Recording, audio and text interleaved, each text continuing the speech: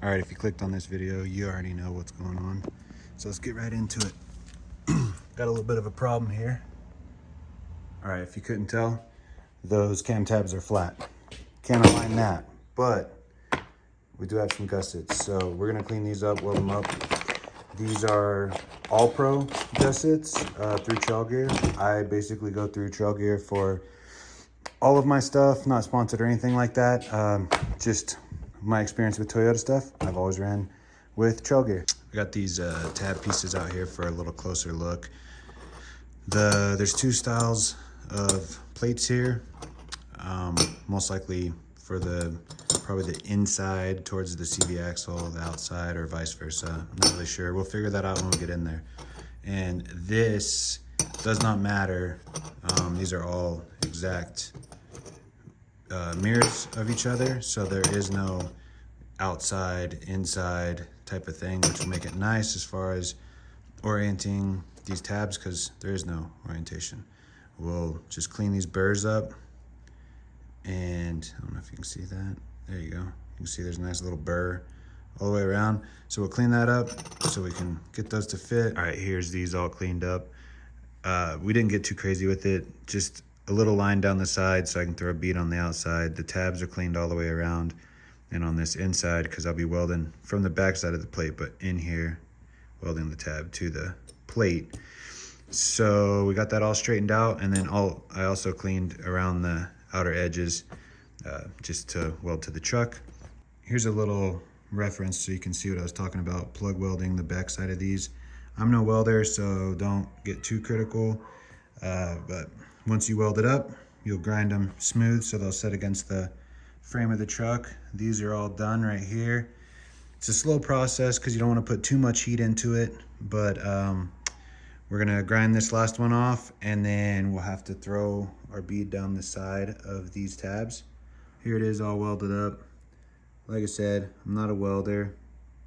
Let's see, but I think it's good enough. No warping or anything like that. It's all set and true. Let's see, we'll grab this one just to see. And you can see it's sitting nice and flat, so it's all good. And I think between the welds on the sides and the plugs, we'll be good. Got it pulled in the garage here. We're gonna get it on some jack stands, remove this skid plate, and take off the front tires. On the skid plate, you're gonna have 4 12 mil, so one here, here, one more towards the center, and then one on this corner. Mine has a nut on the back side on that one. Here's a little closer look at these tabs and the issue I'm dealing with. So these weren't as bad, but I took it to an alignment shop, and the guy proceeded to flatten a lot of stuff out. So as you can see, yeah. And these are prone to felling, so I'm not completely faulting the guy. But I was just in here doing some work on this front end, and they weren't this bad. I mean, this one's obviously good, but that one, not so much. And from the front side, you can see it's more of the same. Completely over the tab. I mean, it's non-existent. You're not gonna be able to adjust this very easily or keep it adjusted. I mean, look at that. That's just crazy.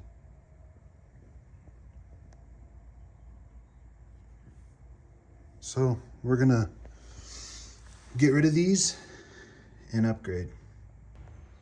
So next thing we need to do is remove the through bolt on the cams. It's a 19 mil on front and back. And you'll have the same thing on the rear, or at least that's how it is on mine. So everything's broke loose on both sides here, but I just thought I'd give a quick demonstration of the anatomy of the cams and how they work. Whenever you put your wrench on here, you can see how it's moving that in and out.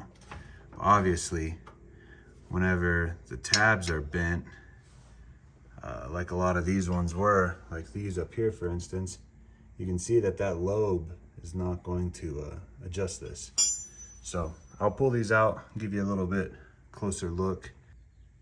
Okay, so with the cams removed, this is the front cam here, and this bolt runs through this cam and this shaft, and then obviously ties to this nut. And you can see how it's keyed here. It's got a couple little flat sides on it. Let me see if I can get that to focus. So a couple little flat sides that keys into this side of the cam, and that's what ties the lobes together on the front. And then in the rear, you have just the cam that's like welded to the bolt. It's just a single bolt. There is no shaft like this guy. And then with this one, it's actually slotted in the bolt. And mine's, as you can see, pretty wore out. But this is supposed to have keys inside of it, one for each side. And you can see where mine's been pretty worn out in that same spot. And the ears on the inside of this cam, I'm one-handed, so I can't really show you too well, but you get the idea. You can see that deformation right there. Yeah, right there on the back side of that lobe. And the same thing on this side. And it's, I mean, look at that play, you know, so it's not the end of the world. I mean, still adjustable, still work, but not the best. All right, now these are the plates that we have to remove. You can see those stamp welds, like right there, little spot welds. Drill them or use a burr bit on a die grinder and we'll knock those out of there. All right, so I've hit a little bit of a snag here. I was drilling these out and that seemed to be going well. But then I noticed on the back side, it seems like there's a little bit of weld. This one's pretty ate up, but on this other one, there's weld. And then that prompted me to look elsewhere, and there's weld here too. Got this side cleaned up over here.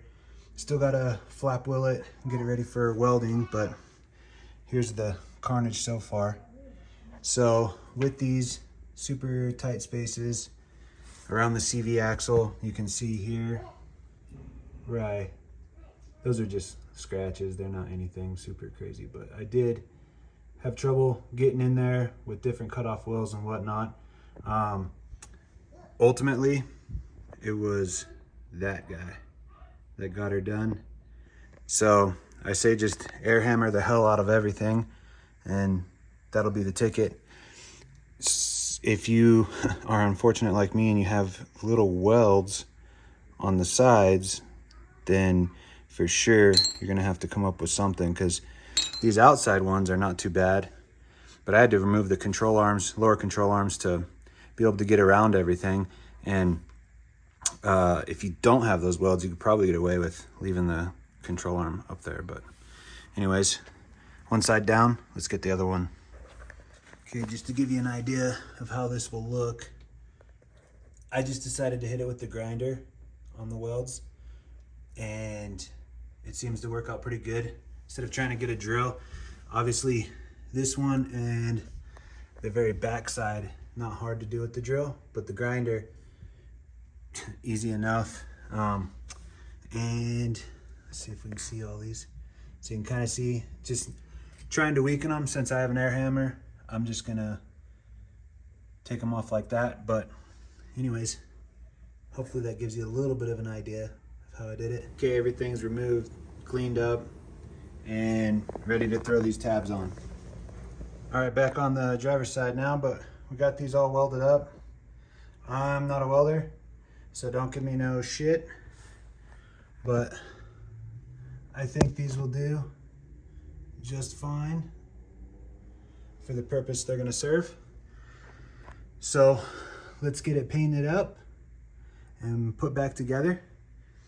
I don't show any welding stuff because, like I said, I'm not a welder and I don't want anybody learning from me if I got bad habits or not, but it's really seat time, I think, and do some reading online, get a machine, you know, get things dialed in, and just start sticking stuff together, man. You'll get it figured out. But anyways, everything's painted. This side's still drying a little bit here, but you can kind of get the idea. And this side, is already all back together. I have no idea what my alignment settings are going to be because all of mine were flat. But yeah, you can kind of see these things are crazy beefy compared to stock. So we're gonna get that other side greased up, put back together. You want to make sure you clean these cam bolts and the sleeves, re-grease them, and then also the sleeves in your bushings for your lower control arm. Okay, we got everything back together, torqued down. If you remove the lower control arm like I did, I just dropped the bracket out here. These are 19s. There's one on this side, one on the other side. Drop this guy, also 19. These also 19s. And then when you reinstall, torque specs on these is 118 on these guys. I got 61 on these guys and 100 for the cams. And then for the cams, I just, since I'm gonna be running bigger tires, this is what I currently have. I'm putting these on. So I'll be running 34s, and basically what I'm doing right now, just for a generic setup, is I got this guy mainly, the back one mainly controls the caster. This one's mainly camber. It is a dance between the two, but mainly those are the deals. So I'm running this guy all the way out to get as much caster as I can, and this one all the way in to try and pull this guy forward.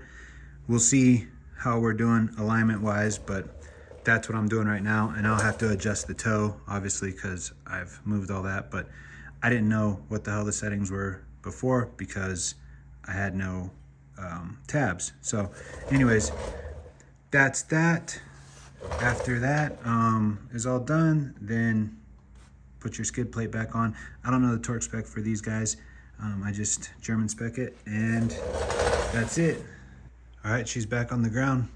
Tires are on. I string towed it, so we'll see how that turns out. Cams are set, as I stated before.